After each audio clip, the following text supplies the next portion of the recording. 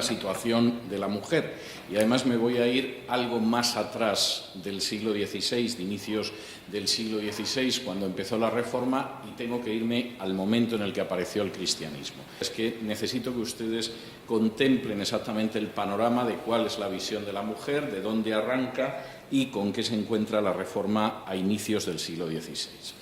El cristianismo surge en un ambiente cultural, que es el de la cultura clásica, desde muchos puntos de vista absolutamente admirable. Seguramente en términos de belleza y de creaciones artísticas en ningún momento hemos conseguido superar la cultura clásica, pero esa cultura clásica era una cultura en la que la situación de la mujer era verdaderamente pavorosa. En la práctica, legalmente la mujer era un niño, aunque en términos reales no llegaba ni a niño. La mujer era fundamentalmente una posesión del varón, en un primer momento de su padre, posteriormente de su esposo.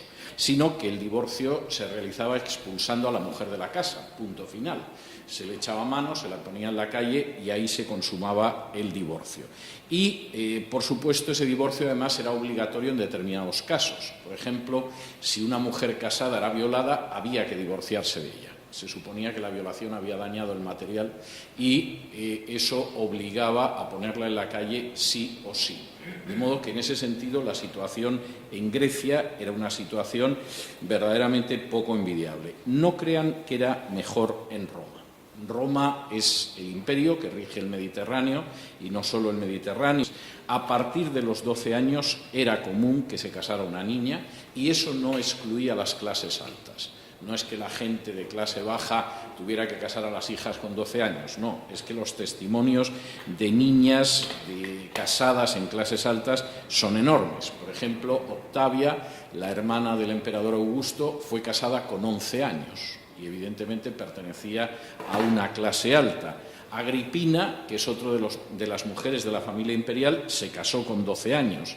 El historiador Tácito, gran historiador romano, se casó con una muchacha de 13 años y, de hecho, estaba tan claro que lo normal era que se contrajera matrimonio con una niña de 12 años que, por ejemplo, la ley romana contemplaba penas para el adulterio de las menores de 12 años.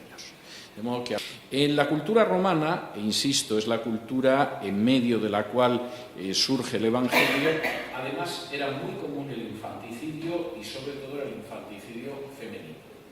Y incluso las mentes filosóficamente más preclaras tenían claro que matar niños era una práctica normal. Séneca, contemporáneo de Pablo y ciertamente un filósofo más que notable, que escribió páginas sublimes desde muchos puntos de vista, sin embargo, señalaba que el hecho de ahogar a un niño no querido en el momento de nacer era un acto totalmente cubierto de razón. Es decir, si no quieres al niño y el niño nace, se le ahoga y te has desembarazado literalmente de un problema.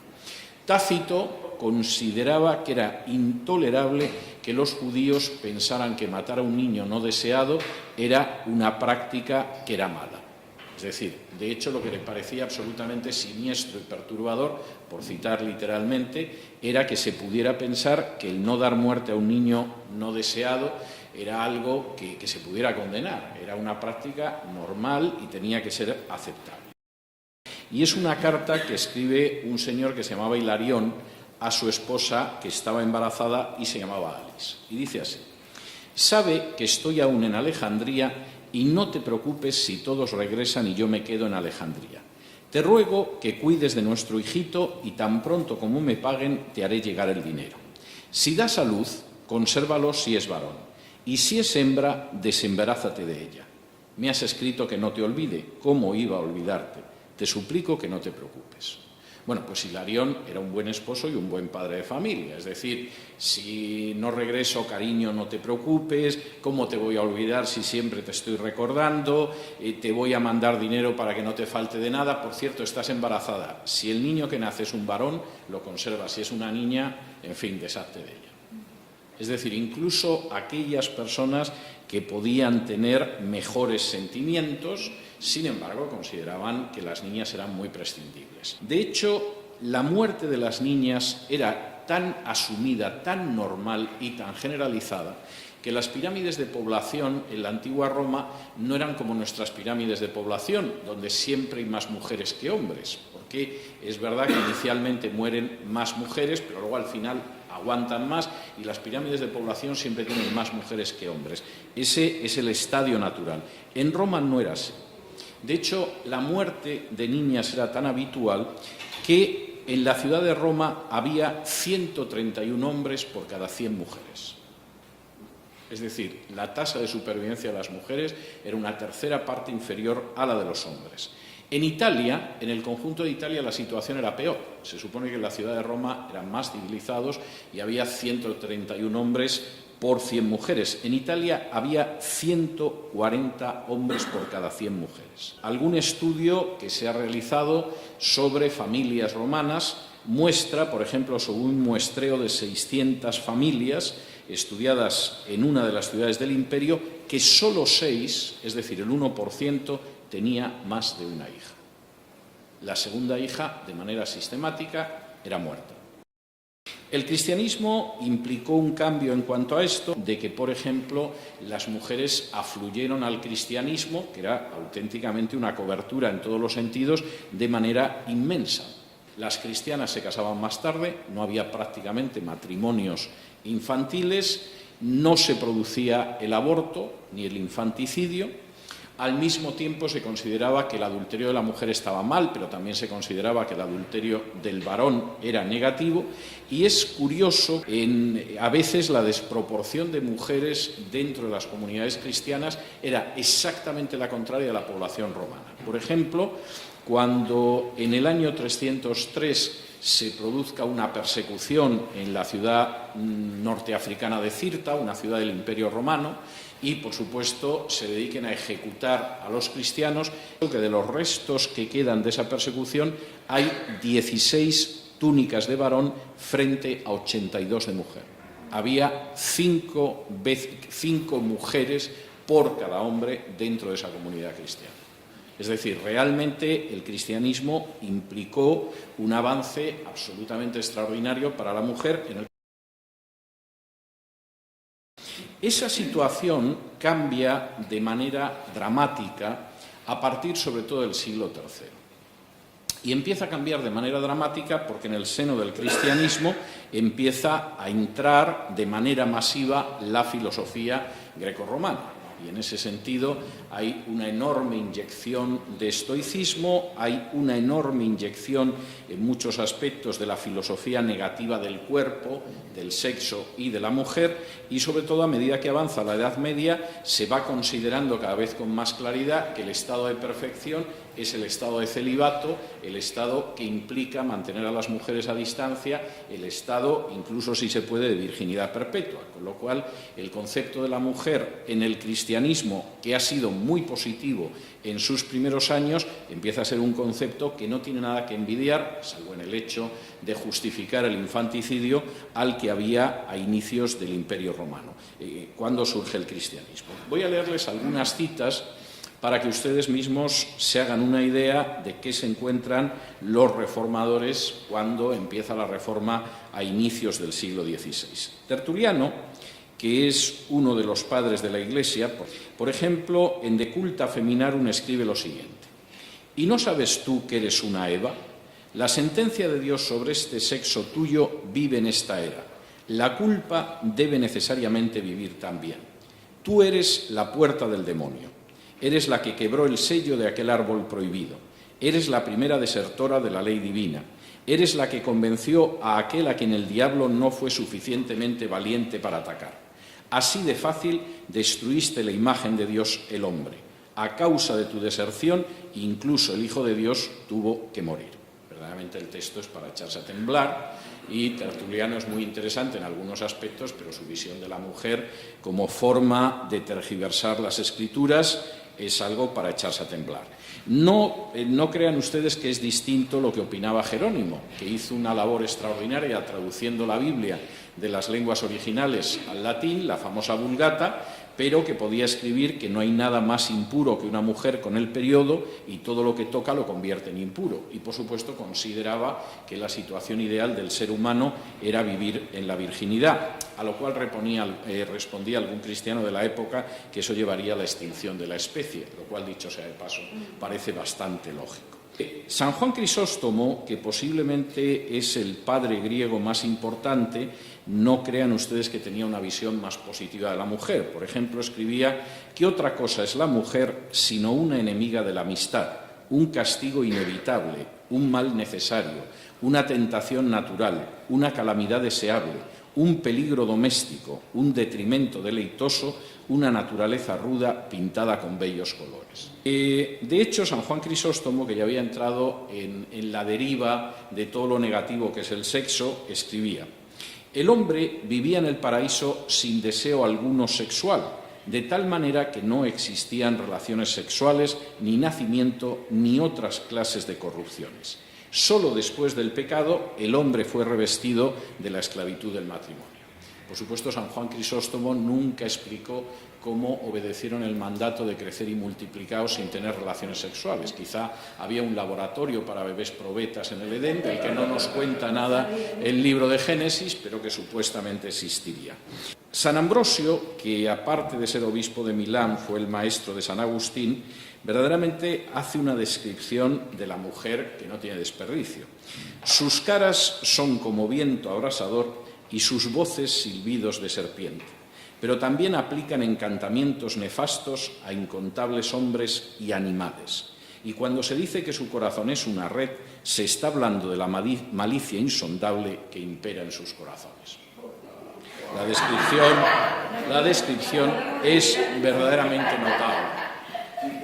Mi muy admirado San Agustín de Hipona, que escribió extraordinarias páginas sobre la teología de la gracia, y en fin, es un teólogo aprovechable, desde luego no lo es en el terreno de las mujeres. Fíjense, por ejemplo, en algunas de las afirmaciones de San Agustín de Hipona. Nada rebaja tanto a la mente varonil de su altura como acariciar mujeres y esos contactos corporales que pertenecen al estado del matrimonio. Es decir, aquí San Agustín tampoco está hablando de la prostitución o algo así, no. El estado del matrimonio es algo que rebaja la mente varonil de una manera terrible. En La ciudad de Dios, que es un texto de filosofía política todavía notable, San Agustín escribía: es Eva la tentadora de quien debemos cuidarnos en toda mujer. No alcanzo a ver qué utilidad puede servir la mujer para el hombre si se excluye la función de concebir niños. Esta última afirmación no tiene tampoco ningún desperdicio. Las mujeres no deben ser iluminadas ni educadas en forma alguna. De hecho, deberían ser segregadas, ya que son causa de insidiosas e involuntarias erecciones en los santos varones. Y con esto termino, cuán sórdido, inmundo y horrible es el abrazo de una mujer. Bien. Para un personaje que había vivido una vida eróticamente movida antes de su conversión, no está nada mal. No crean ustedes que la cosa mejoró con la escolástica. De hecho, Santo Tomás de Aquino, por ejemplo, en la Suma Teológica dice: el padre tiene que ser más amado que la madre y merece mayor respeto porque su participación en la concepción es activa y la de la madre simplemente pasiva y material. Bien. O, por ejemplo, añade: la mujer es un defecto de la naturaleza, una especie de hombrecillo defectuoso y mutilado. Si nacen mujeres, se debe a un defecto del esperma o a los vientos húmedos. Solo es necesaria para la reproducción. Y, por supuesto, de manera totalmente coherente, Santo Tomás de Aquino acababa concluyendo que un matrimonio sin relaciones carnales es más santo. No hace falta decir que esto no era solo la visión de los teólogos o el ordenamiento eclesial, es que hasta los inquisidores tenían claro que el gran problema eran las mujeres. El martillo de las brujas, los dos monjes inquisidores dominicos que lo escriben dicen lo siguiente: la mujer es un enemigo adulador y secreto. Y si decimos que es más peligrosa que una trampa, no queremos decir una trampa de cazadores, sino diabólica. Y cuando se dice que su corazón es una red, se está hablando de la malicia insondable que impera en ella. Incluso personaje tan ilustrado y paralelo a la Reforma como era Erasmo de Róterdam, una afirmación de la mujer que verdaderamente es de la siguiente definición de la mujer. La mujer es, reconozcámoslo, un animal inepto y estúpido, aunque agradable y gracioso. Es decir, las mujeres de por sí son tontas, pero hay que reconocer, no podemos negar, que, hombre, agradables pues pueden ser y guapas algunas muchísimas. Esto, por supuesto, el hombre más ilustrado. ¿Cuál es la visión de la Reforma en medio de este mundo, como habrán visto ustedes, que desde hacía 1500 años, es decir, milenio y medio, y salvo un pequeño paréntesis del inicio del cristianismo, no se puede decir que tuviera una visión positiva de la mujer? Es decir, la visión que ya legal, jurídicamente, era una visión desastrosa, además de pronto se sumaba a una visión teológica y filosófica terrible. Pues realmente la visión de la Reforma de la mujer era enormemente positiva, entre otras cosas porque la Reforma empezaba rechazando de manera tajante todos los prejuicios de la Edad Media. La Reforma regresó a la Biblia. ¿Y qué se encontró en la Biblia? Bueno, primero se encontró con que el mandato de crecer y multiplicaos estaba antes de la caída. De manera que el sexo no podía ser malo, cuando de hecho formaba parte del propósito de Dios para el género humano. Este era el primer punto. Segundo, en el Nuevo Testamento los obispos estaban casados. Uno va, por ejemplo, a 1 de Timoteo, capítulo 3, y entre las instrucciones para los obispos es que estén casados, que tengan hijos, que eduquen correctamente a su familia, etcétera, etcétera. Interesante, por ejemplo, en Efesios, cuando se habla de la actitud que tienen que tener los esposos entre sí, se enfatiza que el esposo debe amar a la mujer exactamente igual, de la misma manera que Cristo amó a su Iglesia, con lo cual, evidentemente, de nuevo, esa visión era absolutamente distinta. Y, por supuesto, y esto es bastante interesante, Dios creó al hombre como varón y hembra, no como un ser superior masculino y un ser inferior femenino. Las consecuencias de esto en la manera en que contemplaban las relaciones entre hombres y mujeres son enormemente interesantes. Permítanme, por ejemplo, para los reformadores estaba muy claro que el hecho de prohibir el matrimonio, el hecho de satanizar el sexo, era directamente diabólico. No era una equivocación teológica, era absolutamente diabólico. Por ejemplo, William Gotch, que es un teólogo reformado del siglo XVII, escribe: hay que considerar una doctrina de demonios la prohibición de casarse, porque es una doctrina contraria a la palabra de Dios. Richard Sives, otro de los teólogos puritanos, escribía al respecto: fue el diablo el que redujo a baja estima esa condición honorable que es el matrimonio. Guy Tucker, otro de los teólogos puritanos, que escribía: el lecho matrimonial, dicho por el apóstol, es de por sí libre de suciedad. Pero el espíritu de Satán dijo, hablando por estos hombres o bestias: el matrimonio es deshonroso. Es decir, la primera tesis de la Reforma es que la visión distorsionada del matrimonio, del sexo, de la mujer, no era una simple equivocación teológica, era directamente doctrinas de demonios. La unión del hombre y de la mujer era algo verdaderamente maravilloso. Por ejemplo, uno de estos autores puritanos decía lo siguiente: no existe una sociedad más cercana, más completa, más necesaria, más gentil, más deleitosa, más cómoda, más constante y más continua que la sociedad de un hombre y de su esposa. Por ejemplo, Thomas Adams, otro de los autores reformados, podía escribir: no existe una fuente de disfrute tan grande en la tierra como el matrimonio. ¿Cómo era además visto el matrimonio? Bueno, pues yo tengo que decir que la visión que aparece del matrimonio dentro de la literatura reformada es enormemente hermosa porque insiste mucho en el hecho del compañerismo. Fundamentalmente, la mujer es el mejor amigo que se puede encontrar en la tierra. Es decir, a diferencia de esa cultura que considera que tienes una mujer en casa, pero hombre, amigos son aquellos con los que bebes cerveza y ves los partidos de fútbol, la visión de la Reforma es que realmente el mejor amigo es la mujer. Por ejemplo, otro de estos autores puritanos habla de que al contraer matrimonio te has unido con un amigo. Y Richard Baxter, uno de los grandes teólogos reformados, decía: es una auténtica gracia tener un amigo fiel que te ama de manera completa, al cual puedes abrir tu mente y comunicar todos tus asuntos.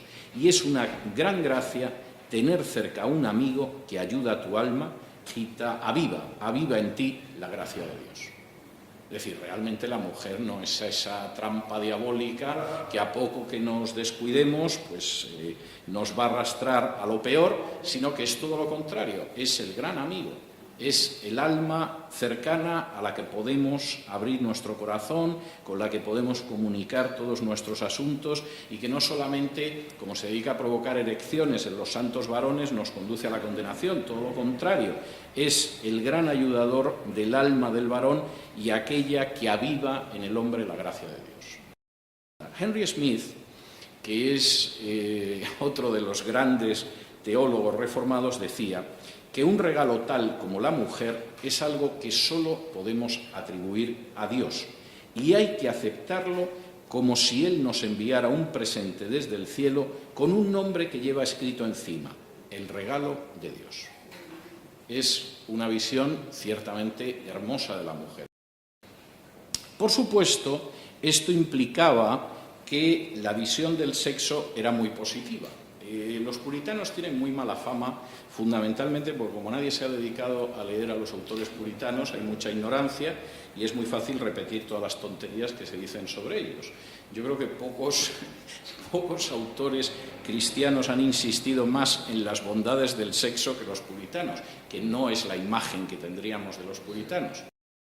Es curioso cómo los puritanos insistían enormemente en esto, sobre todo sobre la base del texto bíblico de Génesis 2:24, el texto que habla de que el hombre y la mujer se convierten en una sola carne. Y evidentemente eso fue antes de la caída, mal que le sentara a San Juan Crisóstomo, a Tertuliano o a otros padres de la Iglesia. Gutch, precisamente uno de los autores puritanos en Nueva Inglaterra, decía que esa unión sexual es uno de los actos más apropiados y esenciales del matrimonio. Y como en el caso de John Milton, el gran poeta inglés, lo sustentaba en la afirmación de Génesis 2:24. La manera en que se hablaba de la sexualidad en los autores puritanos a veces es enormemente poética. A veces, por ejemplo, William Ames hablaba de la comunicación mutua de los cuerpos. A veces, en otros casos, se hablaba de que es la manera en que se unen dos personas en una carne de acuerdo a la ordenanza de Dios. Y bueno, había algunos puritanos verdaderamente impresionantes, porque los puritanos consideraban que la unión sexual, lejos de ser algo que, en fin, lo que facilita es que se multiplique la especie, es algo bueno de por sí. Y, por lo tanto, el sexo tenía que ser exuberante. Dejo a juicio de cada uno de ustedes qué puede significar esto en la práctica, pero, por ejemplo, Gutch decía que las parejas casadas tenían que tener relaciones sexuales con buena voluntad y deleite, de manera dispuesta, voluntaria y alegre. No está mal la descripción. Y otro de los autores puritanos, hablando de lo que sucedía en el matrimonio, fíjense que al hablar del sexo dice que era como dos instrumentos musicales correctamente afinados que logran la armonía más placentera y dulce en una unión bien concertada. Alexander Nichols, hablando de la mujer, que se supone que es nuestra mejor amiga, a quien podemos abrir el corazón, con quien compartimos ayuda, aquel ser que está a nuestro lado, la denominaba también el compañero del placer. De modo que en este sentido la visión de la mujer era radicalmente distinta, era una visión enormemente positiva. Por supuesto, la visión de la mujer en este sentido en muchos casos era presentada como algo totalmente distinto y opuesto a la teología católica y a la teología medieval, en el sentido de que esa era una visión deformada, diabólica de la mujer y había que verlo de otra manera. Lo cual es una visión de la mujer, en fin, a años luz, afortunadamente, de la que podían tener los autores. Por supuesto, no estaban convencidos de que el ser humano, tanto mujer como hombre, estaba tocado y contaminado por el pecado. Su antropología no era una antropología optimista, sino pesimista. Pero, curiosamente, no pensaban que las mujeres fueran peores. No había algo, como decía Tertuliano, que las convirtiera en peores. De hecho, Robert Cleaver, escribiendo precisamente sobre esa cuestión, dice: aunque hay algunas mujeres malas y perversas, eso no prueba en absoluto que la malicia de su naturaleza sea mayor que la del hombre. Y por tanto resulta ridículo y estúpido que haya personas que hayan atacado a todo el sexo femenino por unas pocas mujeres que son malas. Pues sí, es verdad, claro que hay mujeres malas, igual que hombres. Y desde luego no se puede hacer un juicio de que son la puerta del diablo, la trampa diabólica, etcétera, porque es algo que se podría aplicar también, si queremos ser injustos, al conjunto del sexo femenino. Otro de los autores puritanos, enfrentándose con la idea de que, pues en última instancia las mujeres son una trampa peligrosa que hay que eludir, decía lo siguiente: la esposa es una bendición, no una trampa. Tus libertades serán puras con ella y la vas a visitar en su habitación sin ningún tipo de pecado. No hay nada tramposo, maligno en la mujer en sí, todo lo contrario, es en ese sentido algo extraordinario. Los teólogos reformados sostenían que en absoluto era así, no eran un mal necesario, eran otra cosa. John Cotton, escribiendo, decía: las mujeres son criaturas sin las que no existe una forma de vivir agradable para el hombre. Son blasfemos aquellos que las critican y desprecian y que las llaman un mal necesario, porque son un bien necesario. Escribiendo Cliva, otro de los autores reformados, sobre las mujeres, y hablando de que son el mal necesario, está criticando también esa tesis, dice: estos dichos y otros semejantes que tienden a despreciar a las mujeres los vomitan algunos de manera maliciosa y sin discreción, pero eso es contrario a la mente del Espíritu Santo.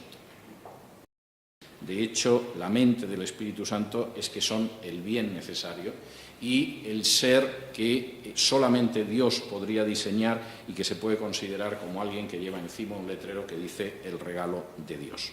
Por supuesto, la idea de que fuera un ser inferior al hombre era también rechazada de manera tajante. Por ejemplo, William Secker, comentando el libro de Génesis y hablando de la creación de Eva, dice: Dios hizo a Eva como una línea paralela e igual a Adán. No la creó de la cabeza para que presumiera de superioridad, sino que la sacó del costado para que fuera igual.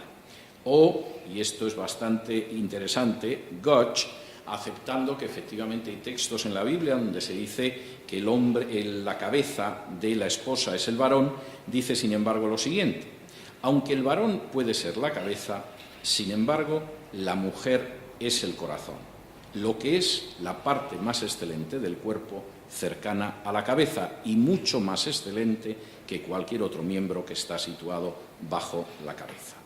En ese sentido, la visión de la mujer en la Reforma ciertamente era muy distinta de la visión que se había tenido a lo largo de la Edad Media, y esto tuvo repercusiones también dentro de la Iglesia. Tuvo repercusiones, pero por citar algunos. Por ejemplo, Margarita de Angulema, que es una de las mujeres de la Reforma, en una Francia donde ser protestante era un deporte de riesgo, creó un círculo de humanistas reformadores. Es decir, gente que no solamente era partidaria de la Reforma, sino gente que eran intelectuales en el sentido más noble de lo que es un intelectual, es decir, gente que está muy formada y que puede poner la cultura al servicio del avance del Evangelio. Isabel de Albret fue la que introdujo la Reforma en la región de Bretaña y, de hecho, el Evangelio avanzó en toda esa zona, por cierto, preciosa, de Francia, gracias a Isabel de Albret. Carlota de Laval, que era la mujer de Gaspar Coligny, posiblemente el protestante político francés más importante del siglo XVI, es un personaje del que todo el mundo sabe que era en buena medida la columna vertebral de Gaspar Coligny. Yo no sé si la famosa tesis francesa del chercher la femme, del buscar la mujer detrás de los grandes hombres, vino con Carlota de Laval, pero lo cierto es que con Carlota de Laval podía perfectamente justificarse. Juana de Albret fue la reina de una Navarra francesa independiente, que fue un reino independiente hasta bien avanzado el siglo XVI, donde arraigó la Reforma, donde se tradujo por primera vez la Biblia al vascuence y donde por primera vez existió una libertad de religión para todos en Europa. Y el personaje era excepcional, causaba la enorme admiración de los protestantes, el odio sin paliativos de los católicos, porque comprendían que era una mujer de inmenso talento. O sea, con talento, mujer y protestante, lo tenía realmente todo. Y, por supuesto, eso es excepcional, pero no fue el único caso absolutamente excepcional. Voy a citarles un par de casos que me parecen interesantes. En el caso de España, junto con reformadores varones, hubo personajes femeninos extraordinarios como María de Cazalla, que, por cierto, llamaron enormemente la atención de sus contemporáneos. En algunos casos, las herejes españolas causaban más sobrecogimiento a los agentes de la Inquisición que los herejes. Pero es que en algunos casos la importancia de esas mujeres ha sido extraordinaria y es desconocida. Resumiendo, frente a una visión de la mujer que enraizaba, hundía sus raíces dentro del pensamiento clásico. La mujer es un ser inferior, tiene sus aspectos buenos, pero para no más de unos minutos o unas horas al día, cumple determinadas funciones, pero no es un ser igual al hombre.